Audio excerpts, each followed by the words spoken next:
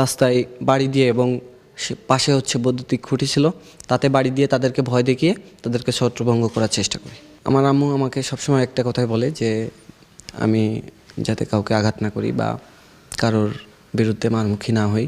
দর্শক, আপনারা ইতিমধ্যে দেখেছেন সামাজিক যোগাযোগ মাধ্যমে পুলিশের একটি ভিডিও ব্যাপক আলোচনা তৈরি করেছে, যেখানে পুলিশকে দেখা যাচ্ছে আন্দোলনকারীদের উপর লাঠিচার্জ না করেই তাদেরকে ছত্রভঙ্গ করতে।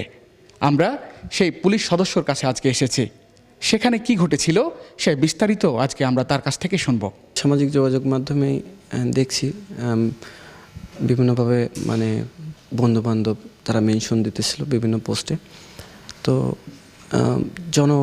জনমনে যেই ভাষ্যগুলো কমেন্ট দেখলাম, সেখানে অনেকগুলো কমেন্ট ছিল। তার ভিতরে সবাই আসলে মানে ভালো বলতেছিল এবং অনেক জায়গায় দেখলাম বলল যে